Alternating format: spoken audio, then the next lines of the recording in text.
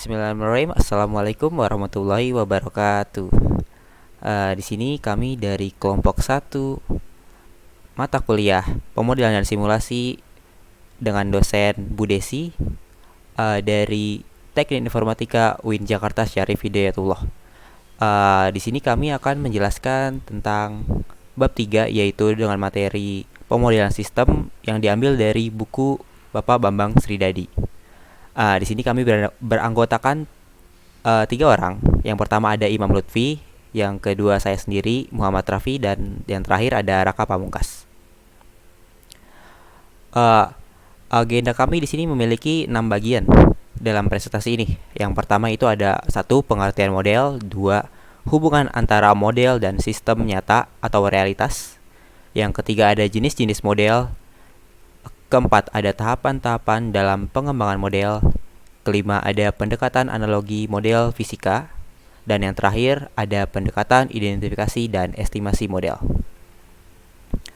Lanjut ke bagian pertama, yang akan dijelaskan oleh saya sendiri, yaitu pengertian model. Pengertian model. Model adalah suatu representasi atau formalisasi dalam bahasa tertentu atau yang telah disepakati dari suatu sistem nyata. Bentuknya sendiri dapat berupa objek, benda, atau ide-ide dengan entitasnya. Model berisi informasi tentang suatu sistem yang dibuat dengan tujuan untuk mempelajari perilaku suatu sistem.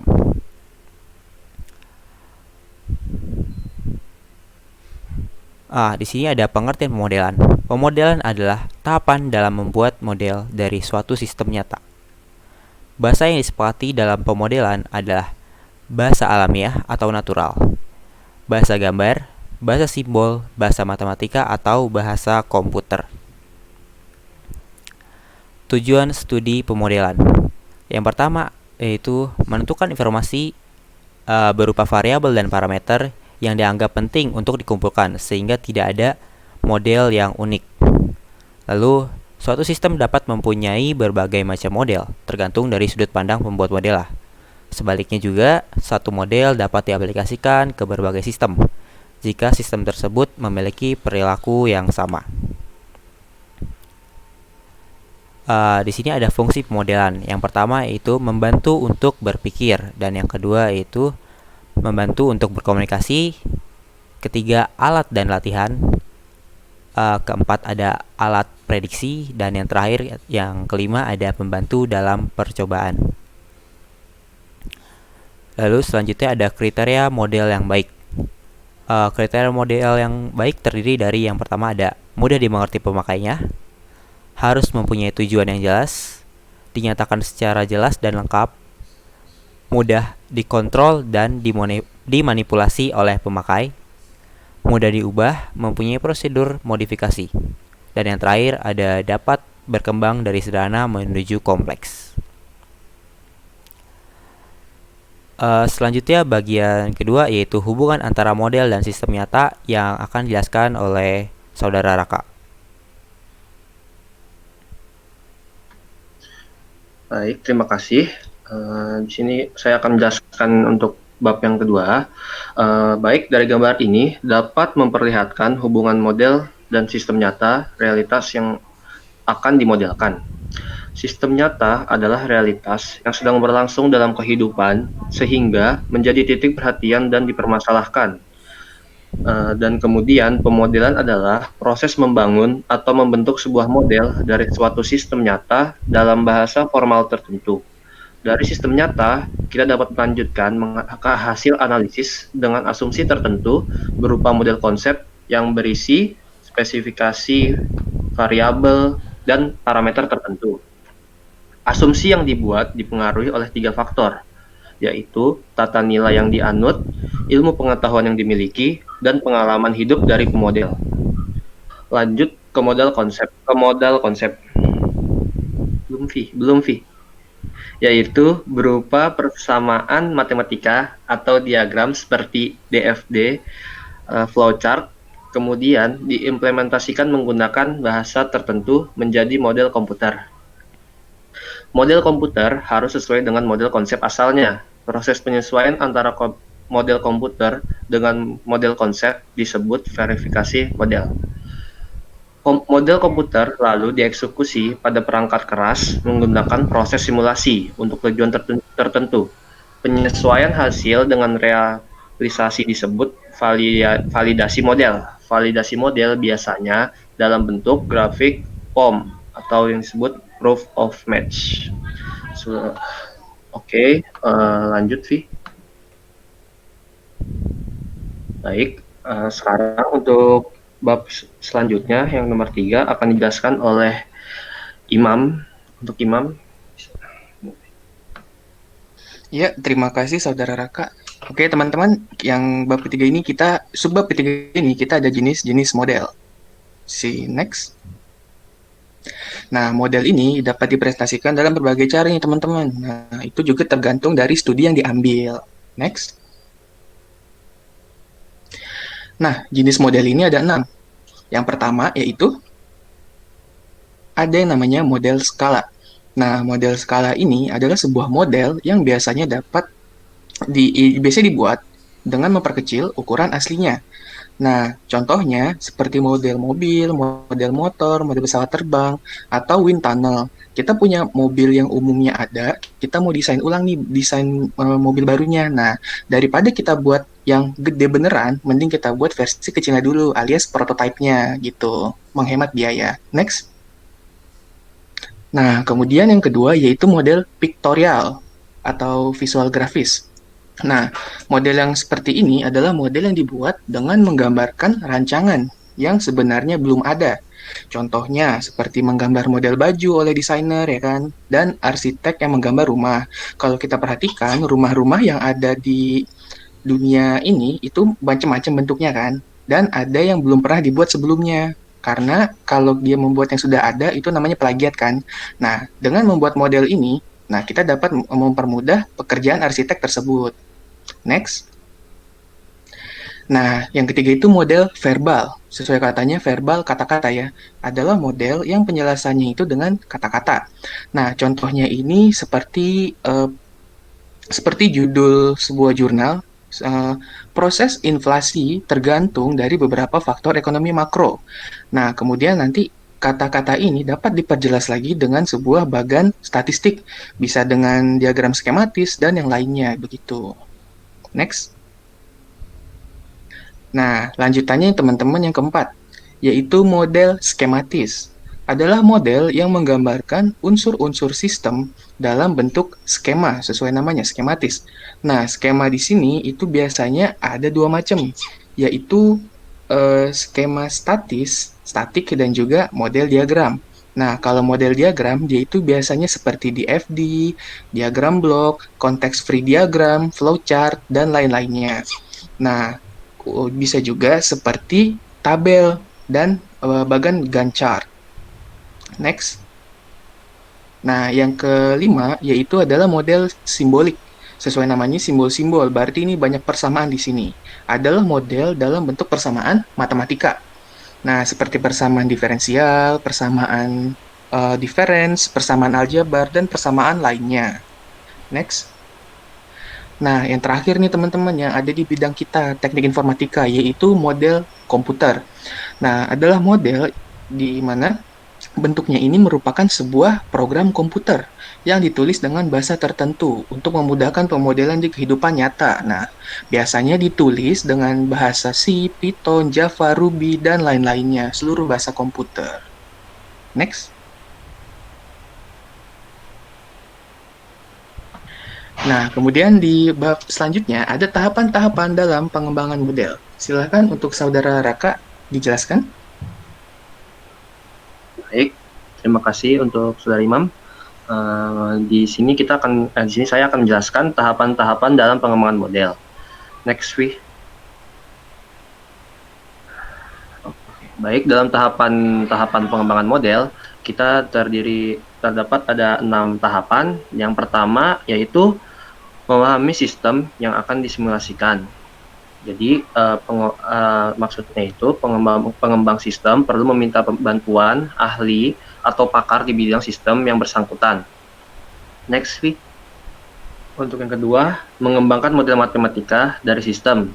Model matematika bisa dalam bentuk persamaan diferensial, persamaan aljabar, linear, dan lain-lain, disesuaikan dengan sistem dan karakteristik tujuan.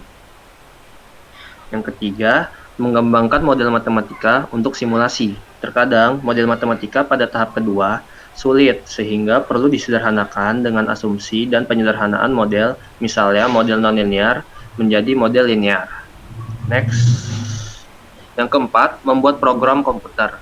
Beberapa flowchart dari tahap ketiga kemudian diimplementasikan lebih lanjut menjadi program atau software komputer.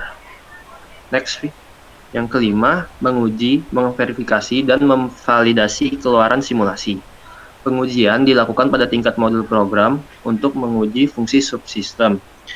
Verifikasi dilakukan untuk membuktikan bahwa hasil implementasi program komputer sudah sesuai dengan rancangan dari model sistem yang bersangkutan. Yang terakhir, validasi dilakukan dengan membandingkan hasil keluaran simulasi dengan data yang diambil dari sistem nyata. Next, untuk mengeksekusi program simulasi untuk tujuan tertentu, ini yang keenam. Nah, dibagi tahap keenam ini dibagi ada 3 tujuan. Secara umum ada 3 tujuan simulasi, yaitu untuk mempelajari perilaku sistem, yang kedua untuk pelatihan, dan yang terakhir untuk hiburan permainan. Jika nanti akan diperjelas lagi di contohnya. Next, V.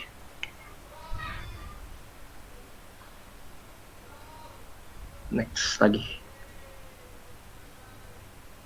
Baik, di sini gambar berikut memperlihatkan proses tahapan dalam pemodelan. Jadi yang pertama, seperti tahap pertama tadi adalah kita harus mempelajari sistem dulu, sama seperti rumuskan persoalan sistem dan rencanakan studi, dan lanjut ke kumpulkan data dan definisikan model. Lalu jika yang selanjutnya adalah kita lihat model konsepnya valid atau tidak. Contohnya kita bisa ambil dari misalkan dari game Stronghold. Nah, itu game perang. Kita harus ambil datanya, kita masukin datanya dulu. Itu datanya datanya itu benar atau tidak, valid atau tidak dengan data aslinya, data perang aslinya. Jika tidak, kita kembali lagi untuk mencari rumusan kembali. Nah, jika ya, kita lanjutkan lagi ke susunan program simulasi. Nah, di susunan program simulasi ini, kita bisa masukkan contoh apa saja, karena sudah valid, kita bisa masukkan contoh apa saja di simulasi komputer ini. Lalu, kita uji program simulasi komputer. Kemudian, apakah model program valid? Jika tidak, kembali lagi ke pertama, yaitu rumuskan persoalan sistem.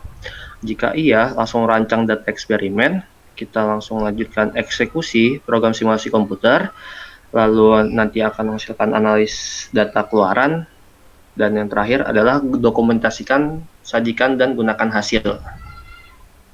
Next, V. Ini fotonya. Ya, di sini gambar ini menjelaskan langkah-langkah pengembangan menurut Togar Simatupang. Nah, yang pertama itu kita harus yang seperti tadi, kita harus menjelaskan harus tahu teori, prinsip hukum, konsep asumsi, postulat, pengalaman, dan lingkup observasi. Nanti kita rumuskan masalah, yaitu sistem nyata yang sudah dijelaskan tadi. Nah, di sistem nyata ini terdapat pendekatan sistem, yaitu elemen. Yang pertama elemen, yang kedua relasi, yang ketiga atribut, yang keempat aktivitas, dan yang terakhir status. Jika sudah di sistem nyata sudah terpenuhi, kita lanjut ke tujuan studi. Nah, di tujuan studi ini nanti dilanjutkan dengan model konsep. Nah, di model konsep ini ada karakterisasi sistem. Yang pertama yaitu variabel sistem, yang kedua relasi antar variabel, yang ketiga sifat deterministik atau stokastik, yang terakhir ada statis atau dinamis.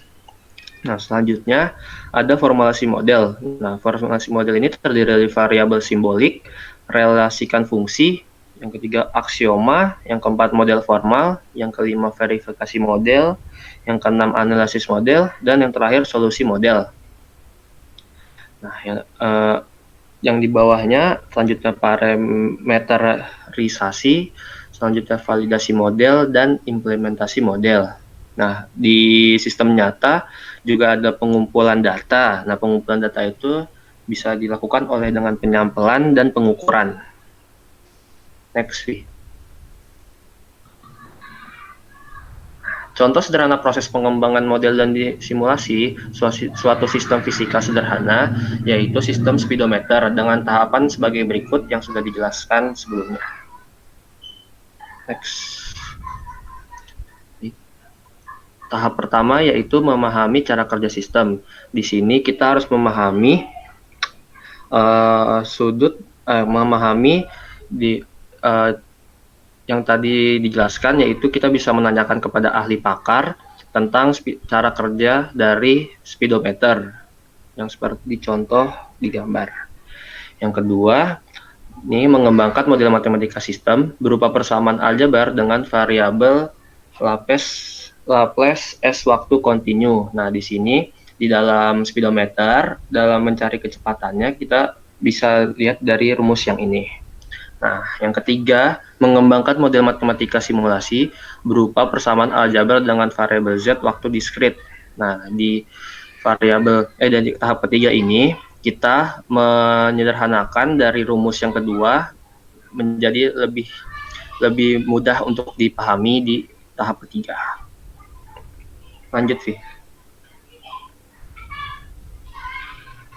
Nah, ini lanjutan tahap yang keempat. Yang tahap keempat, kita akan membuat program komputer berupa flowchart, kemudian diimplementasikan dengan bahasa tertentu.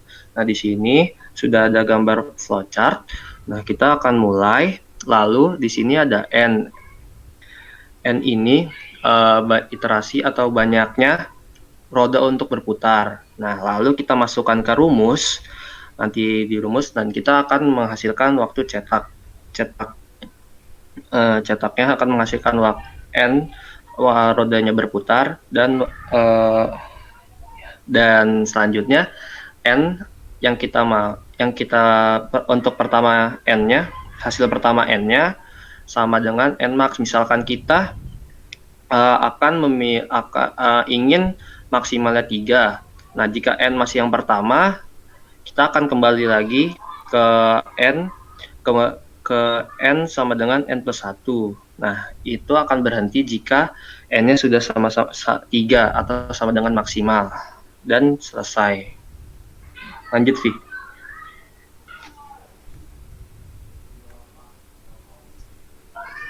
Yang kelima, menguji verifikasi simulasi, membandingkan hasil simulasi dengan data pengukuran sensor dari realitas dengan toleransi error tertentu.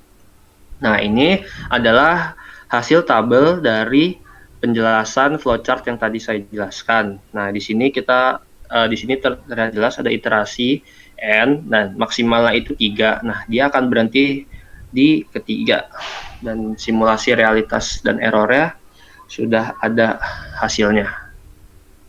Next, Vi. Baik, yang terakhir adalah mengeksekusi simulasi. Modul simulasi sistem speedometer dapat digabung dengan modul lain membentuk suatu sistem simulasi yang lebih besar seperti simulasi kendaraan. Dan ini yang tahap terakhir adalah hasil dari program yang sudah dibuat. Nah, yang kelima adalah subbab pendekatan analogi fisika yang akan dijelaskan oleh Saudara Imam. Untuk Saudara Imam bisa dilanjutkan. Baik, terima kasih Saudara Raka. Yang berikutnya kita akan melakukan pendekatan analogi fisika. Bisa di next. Nah, kenapa harus analogi fisika gitu kan?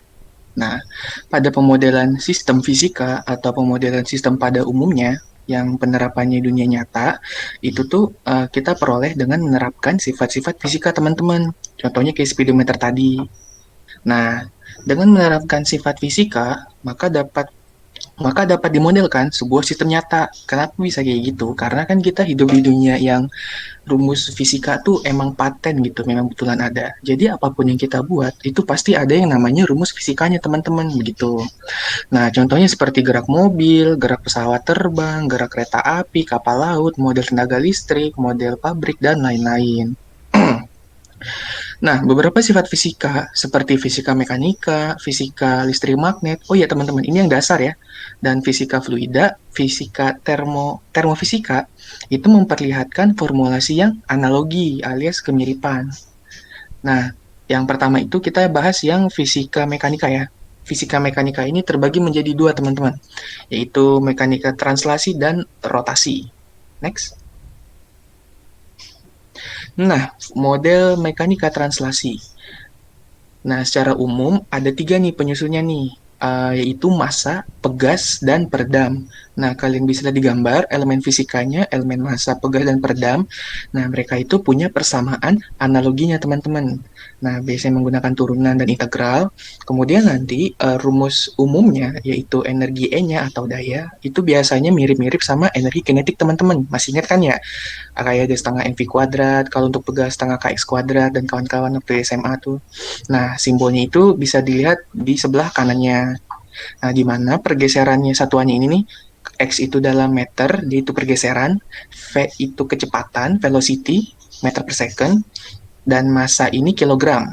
Kemudian ada F itu gaya Newton, konstanta pegas atau stiffness istilahnya itu Newton per meter, sama koefisien viskositas itu Newton per meter per second.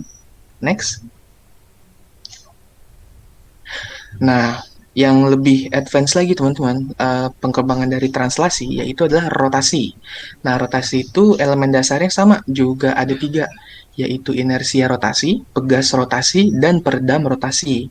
Nah, bisa dilihat di sebelah kiri gambar kalian, di kiri layar kalian. Nah, persama analoginya itu juga mirip teman-teman kalau kalian perhatiin sama yang translasi. Nah, bedanya adalah di satuannya saja, di simbol-simbolnya saja, walaupun nanti beberapa ada yang beda sih. Nah, contohnya kayak yang di sini, yang tadi energinya itu setengah mv kuadrat, jadinya setengah joule omega kuadrat ya kan. Nah, dan seterusnya ke bawah tuh. Simbolnya juga agak mirip bentuknya. Nah, kemudian untuk satuannya, nanti kalian bisa baca sendiri ya teman-teman ya. Nah, pergeseran rotasinya itu dia dalam theta, radian, terus nanti ada omega, kecepatan rotasinya dalam radian per second, kemudian ada joule, momen inersia dalam kilogram meter kuadrat, torsi, tau logonya, dalam Newton meter, konstanta torsi atau K-nya ini stiffness, Newton meter per radian, dan koefisien viskos B dalam Newton meter radian per second. Next. Nah, kemudian ada juga yang dasarnya itu fisika listrik dan magnet, teman-teman nih. Nah, fisika yang listrik magnet ini benar-benar mengambil dasar dari fisika listrik dan magnet nih yang kita pelajarin di SMP SMA nih. Nah, komponen dasarnya itu ada 4 nih di sini, teman-teman, bukan 3 lagi, yaitu elemen kapasitor, induktor, resistor, dan elemen pasang induktor terkopel magnetik. Terkopel tuh bentuknya kayak, aduh saya lupa namanya. Nah, bisa dilihat di persamaan analoginya, di sini masih sedikit mirip-mirip, tapi dia agak berubah di satuannya, teman-teman. Nah, kalian bisa lihat di energinya, di daya P.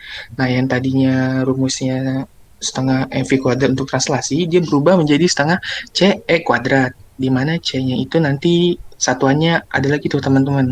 Nah, untuk simbolnya juga dia agak beda sih. Cuma nanti kalau diterapkan, dia itu masuk ke tipe model yang mana aja, teman-teman. Nanti kita lihat ke contoh ya. Nah, keterangannya di sini kita punya Q kecil sebagai muatan listrik satuannya coulomb, ada I arus listrik satuannya ampere, ada V tegangan listrik volt, terus ada R besar yaitu resisten dalam ohm satuannya, dan konduktan yaitu G dalam satuan mho, mo gitu. Next. Nah, kemudian dua ini langsung kita satuin aja, yaitu model fisika yang fluida. Fluida ini bukan berarti cairan doang ya, karena udara ini juga fluida sebenarnya, karena dia memenuhi ruang mana aja ya kan. Dan juga termofisika, thermal. Nah, kita bahas dari yang fluida dulu. terdiri dari 3 buah elemen fisika, teman-teman, yaitu inersia fluida, kapasitas fluida, sama resistan fluida. Nah, persamaan analoginya kalian bisa kupas di situ. Ada kemiripan juga dengan yang sebelum-sebelumnya. Nah, satuan rumusnya, energi E-nya atau P, itu juga sama teman-teman tuh. Polanya sama dia. Simbolnya juga mirip-mirip, walaupun beda sebenarnya. Nah, kita geser ke kanan, yaitu ada model fisika termofisika. Nah, elemen dasarnya ini 3 juga teman-teman, ada inersia panas, kapasitas panas, dan resistan panas. Nah, terus persamaan analoginya juga juga mirip-mirip nih kalau kalian lihat sama yang fluida ya kan. Nah, yang beda banget, yang bikin beda banget itu adalah satuannya aja teman-teman. Kalau kalian cross check ke belakang, dari mekanika, listrik, magnet, dan tadi sebelumnya apa tuh saya lupa. Nah, itu juga mirip-mirip teman-teman rumusnya. Yang beda hanya satuannya saja. Simbolnya juga mirip tuh kalau kalian perhatiin gitu. Karena semuanya saling berkaitan, mirip, analoginya sama begitu. Next. Nah, kita masuk ke contoh nih teman-teman nih. Contoh model sistemnya yang untuk fluida. Jadi kita punya gambar di sini, nama sistemnya ini sistem level cairan, teman-teman. Kalian bisa lihat di kiri dan kanan itu ada sebuah tangki yang akan dihubungkan dengan sebuah apa namanya penghubung kayak selang gitu, pipa. Nah, di atasnya itu ada keran, teman-teman, yaitu katup kendalinya. Nah, dari keadaan ini, kita baca yang di kanan ya. Dalam sistem ini, suatu tangki mempunyai kapasitansi cairan C1. Nah, yang di sebelah kiri tangkinya C1, sedang mensuplai cairan melalui suatu pipa dengan resistansinya R1 ke tangki lain dengan kapasitansi cairan C2. Nah, ada tangki yang paling kiri itu kapasitansinya C1. Nah, pipanya itu resistansinya R1 nih, dia gesernya ke kanan ya nggak? Karena airnya kan mengalirnya ke kanan, ke tempat yang lebih rendah gitu, hukum alamnya. Nah, kemudian dia tuh ngalirnya gitu aja, dia ngalir gitu aja teman-teman, standar, nggak ada yang ganggu, ya kan? Nah, apa yang terjadi kalau katup kendalinya kita buka, kerannya kita buka. Nah, kita baca ke yang bawahnya, laju aliran ini kan awal-awalnya adalah tunak steady state alias kalem, nggak ada gangguan dari luar gitu. Nah, Q-nya Q0, masih awal gitu kan. Laju alirannya Q0. Nah, kemudian tinggi headnya, tinggi airnya, permukaan awal airnya, itu H10 di tangki 1 karena lebih gede, H10 maksudnya H10, H yang pertama. Dan yang tangki keduanya lebih pendek itu H20, teman-teman. Nah, H20. Nah, dengan begitu, misalkan Q, nih, Q doang nih, bukan Q0, adalah perubahan kecil atau deviasi laju aliran air masuk. Kenapa berubah? Kalau kerannya kita buka, kerannya ngarin air kan, air ngalir, ya berarti deres. Nah, ada perubahan kecepatan di situ. Nah, pemecahan masalahnya, itu kita bedah dari P1. P1 ini dengan hukum tekanan Archimedes, Rho GH1. Nah, dia ini mendefinisikan sebuah perubahan kecil dari tangki 1. Ya nggak? Kalau tangki 1 kena air yang baru masuk, nah dia berubah tekanannya, gravitasi sama tinggi tangkinya itu bisa kita ukur tekanannya, teman-teman. Nah, rumusnya ini. Untuk tangki 2 sama, teman-teman. Tinggal ganti aja Rho GH 2. H yang kedua, tinggi tangki yang kedua ya kan. Sedangkan Q1-nya itu nanti adalah perubahan kecil laju aliran airnya, teman-teman, karena dibuka kerannya tadi yang terjadi pada pipa 1, eh, pada tangki 1, pada tangki 1 maksud saya. Nah, sedangkan Q2-nya perubahan kecil laju aliran keluar dari tangki 2 karena airnya nambah cepat, tangki 2 juga turun kan airnya. Nah, itu juga berubah kecepatan di situ. Karena pasti beda kan kecepatannya. Makanya tangki 1 kita tulis Q1, tangki 2 kita tulis Q2. Nah, ini baru penjabaran masalahnya teman-teman nih. Pemecahannya next. Nah, terus karena persamaan topologi ini teman-teman, menurut bukunya Pak Bambang Sridadi, nah kita ini bisa ubah ke dalam model aliran listrik. Nah, kenapa bisa kita ubah? Karena kalau kita lihat ke analogi yang sebelumnya ada 5 tuh, itu kan rumusnya sama-sama semua teman-teman ya. Nah, oleh karena itu kita bisa membuat analogi lain dari si sistem fluida tadi teman-teman. Contohnya seperti ini, listrik, rangkaian listrik. Karena biasanya contoh-contohnya Pak Sri Dadi ini dibikinnya ke bentuk listrik. Nah, kalau kita lihat ada P1 di situ, ada P2 di situ. Nah, Q itu ceritanya baterai nih. Baterai itu kan mensuplai ya dari positif ke negatif. Arah alirannya dari elektron yang ngalir ke positif dan dia akan begitu terus sampai baterainya habis ya kan, muatan kolomnya habis. Nah, baterainya itu listriknya ngalir dari panah teman-teman tuh ke atas, ke kanan, nanti ke bawah, balik ke baterai lagi, gitu terus kayak sirkuit balapan ya kan. Nah, di P1 ini ceritanya adalah tangkinya, teman-teman. Kenapa tangkinya? Karena P1 ini adalah tempat dia bertemu intersection dengan sebuah kapasitor. Nah, kalian ingat kan lambang kapasitor kayak gitu? Nah, kapasitor ini dilambangkan sebagai penghambatnya. Karena kerannya tadi kan belum dibuka ya, teman-teman ya. Nah, terus untuk R1-nya ini adalah pipanya, teman-teman. Pipa di mana tadi ada apa namanya pengalirannya gitu, tempat ngalir airnya, perubahan Q-nya tadi. Nah, P2-nya adalah tangki kedua, R2-nya itu pipa ke pembuangan yang di lanjutannya di bawahnya tangki kedua tadi, teman-teman. Nah, selanjutnya di situ kita baca pada simpul node 1 dia mempresentasikan tangki satu itu tuh si P Q1C1 tuh di node P1 di bawahnya itu ada titik. Nah, di situ kita bisa merumuskan ini teman-teman, rumus apa namanya? Penerapan listrik tadi. Nah, kalian bisa cross check ke belakang, kita dapat seperti itu. Nah, untuk simpul kedua sama persis. Kayak gitu juga rumusnya. Dari dp2 T per dt itu turunan per dt terhadap waktu. Nah, dia itu ngambilnya tapi pakai yang kedua karena tangki kedua. Kalau tangki ke satu juga pakai C1 tangki ke satu.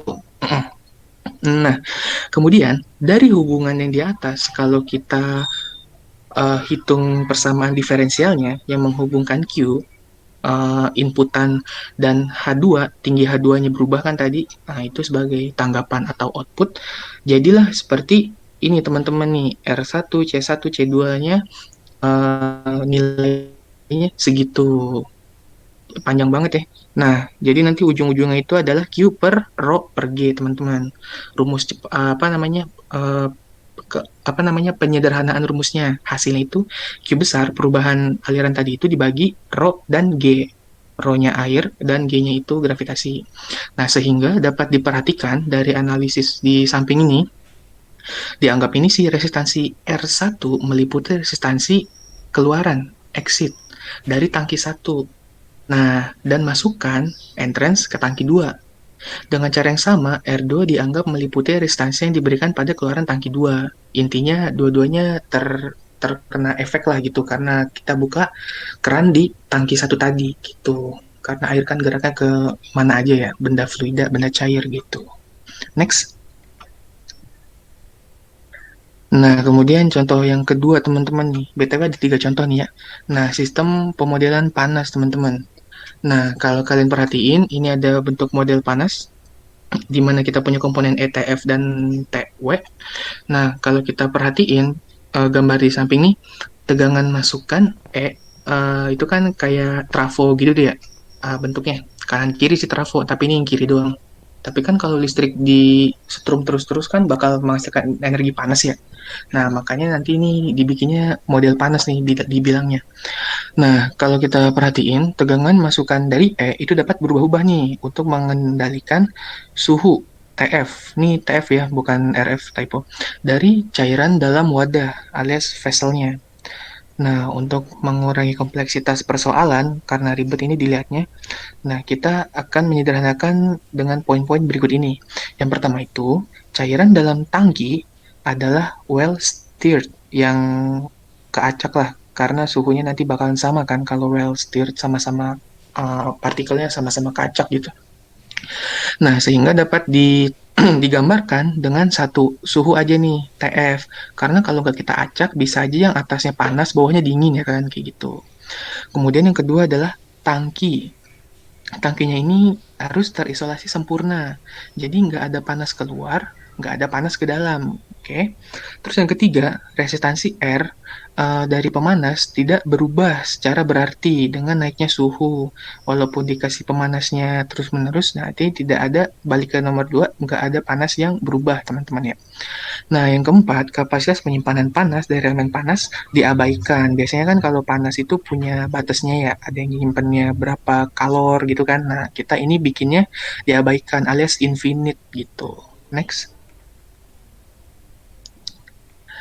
Nah, balik lagi yang tadi saya bilang nih teman-teman nih, karena kesamaan topologi, lebih enak dibuat ke analogi rangkaian listrik.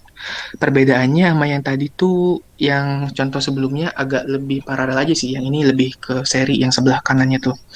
Nah, di mana TR ini sistem panasnya teman-teman nih. TF sampai TW itu sistem panasnya, dan RC sama RCD ini komponen di dalamnya. Nah, rumus untuk mendapat Q-nya ini teman-teman bisa dipecahkan seperti di bawah ini nih, di bawah gambar dia. Nah, terus hasil dari itu akan dibuat sebuah turunan.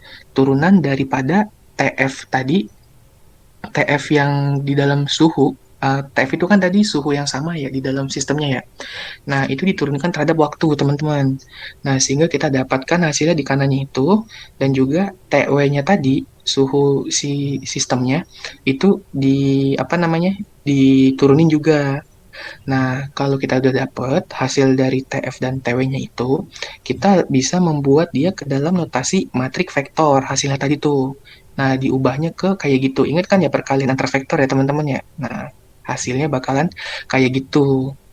Nah, di mana nanti nilai QT-nya itu adalah E kuadrat per RJ. Ini ada di rumus tadi nih, yang kata apa namanya, termofisika. Kalian bisa cross check sana ya.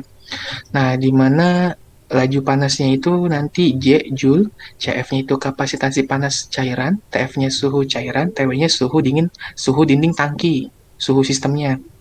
Nah, RCV ini resistansi panas konvektif untuk pemindahan panas konvektif pada antar muka benda padat karena dalamnya cair, dalamnya kan tembok-tembok di dindingnya itu adalah benda padat ya kan kayak termos lah.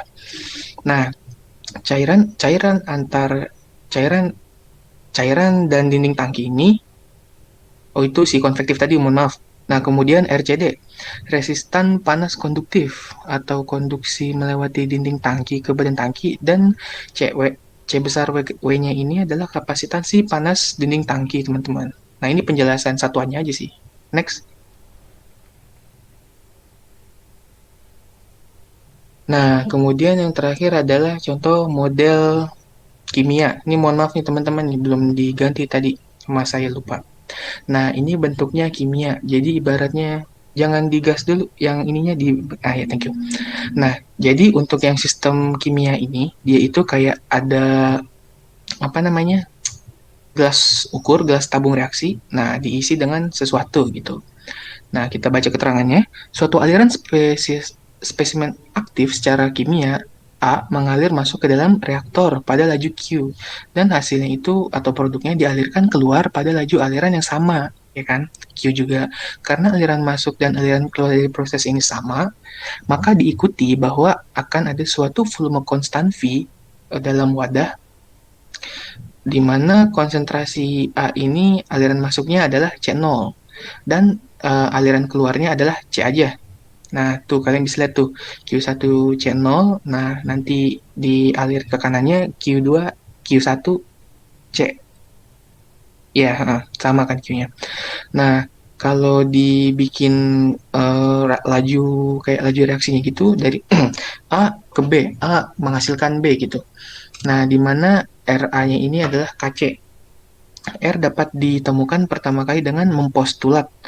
Misalnya, suatu postulat sederhana berupa R itu nilainya K1 CA CB dikurang K2 C pangkat N indeks D. Nah, dan kemudian memverifikasi dengan bantuan eksperimen batch reactor. Ini udah fisika banget nih. Nah, terus untuk persamaan kesetimbangan masanya, itu kayak kesetimbangan yang ada pada umumnya di SMA tuh teman-teman, yang pakai tabel yang ada per penyebut dan pembilangnya kalau kalian ingat bisa lihat di Google. Nah, itu hasilnya nanti seperti ini. DC per DT, turunan per DT, hasilnya QC0 dikurang QC aja, dikurang KCV. Atau bisa ke begini bentuknya. Next.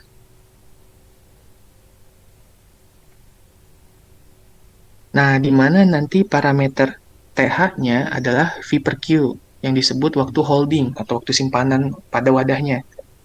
Nah, waktu simpanan ini mirip dengan waktu yang diperlukan untuk mengeluarkan suatu volume V pada laju Q dari wadah. Gitu. Next.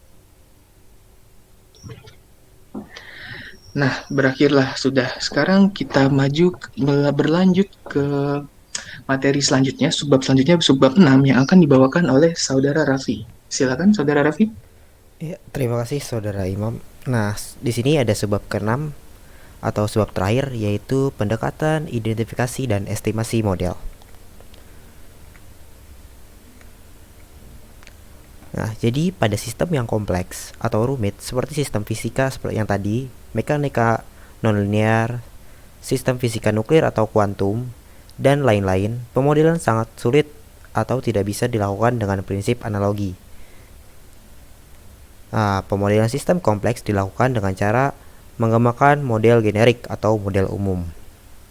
Model generik dapat berupa salah satu dari persamaan matematika, misalnya persamaan diferensial, polinomial, arma, variabel, keadaan, aljabar, diskrit atau logika, dan lainnya. Nah, jadi di sini model pemodelan ini pada sebuah sistem yang sangat sulit dan rumit itu tidak bisa dimodelkan dengan gambar atau diagram atau bahasa umum lainnya, seperti yang telah saya jelaskan di bagian awal tadi. Nah, lanjut dari tadi contoh persamaan yang pertama itu contoh pemodelan menggunakan persamaan matematika, yaitu persamaan yang pertama ada persamaan polinomial. Nah, persamaan polinomial ini dapat dinyatakan dalam bentuk ini YT sama dengan A indeks 0 ditambah A indeks 1 U pangkat 1 T ditambah A indeks 2 U pangkat 2 T ditambah dan seterusnya hingga jumlah T yang ditentukan, di mana A0, A1, A2 hingga seterusnya adalah parameter sistem, UT adalah masukan sistem, YT adalah keluaran sistem. Nah, persamaan yang kedua adalah persamaan ARMA atau Auto Regressive Moving Average, dirumuskan dengan variabel diskrit K sebagai berikut ini, yaitu rumusnya adalah YK sama dengan HK dikali UK sama dengan sigma H K kurang 1 dikali U kali I, di mana H0, H1, dan H2 hingga seterusnya adalah parameter sistem, UK adalah masukan sistem, dan YK adalah keluaran sistem. Nah, yang ketiga ada persamaan variabel. Persamaan variabel dapat dirumuskan dalam bentuk berikut, yaitu dx dikali t per dt sama dengan ax kali t dan ditambah bu kali t. Terus selanjutnya ada yt sama dengan cx kali t ditambah du dikali t, di mana xt adalah variabel keadaan dari sistem, a, b, c, dan d adalah matrik atau vektor yang merupakan parameter sifat atau karakteristik dari suatu sistem. Persamaan yang keempat ada persamaan aljabar, yaitu persamaan aljabar yang sering kita jumpai pada soal matematika umumnya. Dapat berupa sebagai berikut ini. A, X sama dengan B, di mana A adalah matrik parameter sistem, B adalah vektor parameter sistem, dan X adalah variabel sistem. Kemudian untuk persamaan yang terakhir yaitu ada persamaan diskrit. Persamaan diskrit atau logika dapat berupa persamaan kombinatorial yang dirumuskan sebagai kombinasi masukan untuk menghasilkan keluaran, atau dapat berupa juga persamaan sekuensial di mana keluaran waktu sebelumnya menjadi masukan waktu juga untuk waktu kini. Nah, berikut ada contoh persamaan faktorial. Nah, persamaan faktorial ini uh, merupakan mirip atau sama ya dengan persamaan rangkaian yang kita temui pada mata kuliah uh, sistem digital atau sebelumnya, pokoknya yang berhubungan dengan digital ini. Ada truth table juga, dan kemudian ada rangkaian kombinatorial lah, yaitu rangkaian AND dan OR. Kemudian ada contoh persamaan sekuensial, yaitu berupa rangkaian flip-flop, set dan reset. Nah, ini persamaannya dimana masukannya ada berupa S, T, dan RT sama dengan 0, dan masukan SR sama dengan 11 tidak diizinkan. Nah, di sini ada tabel kebenaran dari flip-flop, set, dan reset tadi, dan rangkaiannya dari.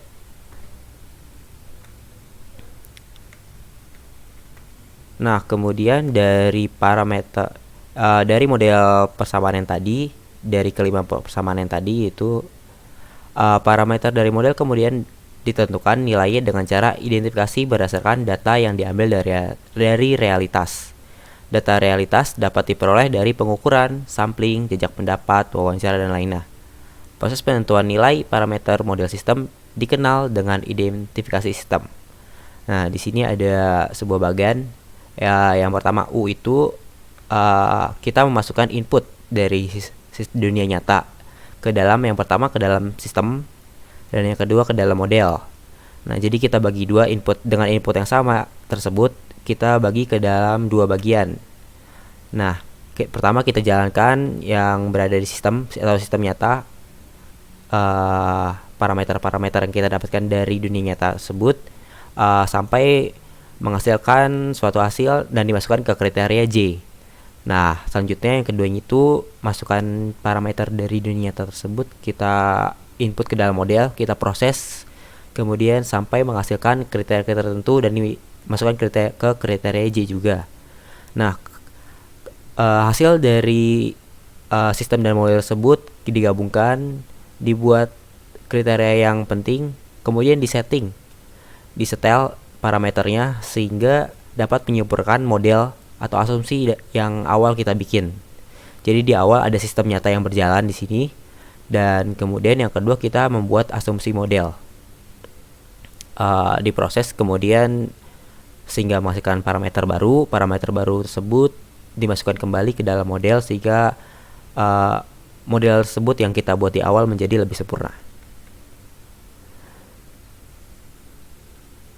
Cukup sekian presentasi dari kami. Terima kasih telah menonton video kami. Kurang lebihnya mohon maaf bila ada kesalahan kata dan penyampaian dalam materi. Kami mohon maaf sebesar-besarnya. Billahi taufiq wal hidayah. Wassalamualaikum warahmatullahi wabarakatuh. Jangan lupa like dan subscribe. I want something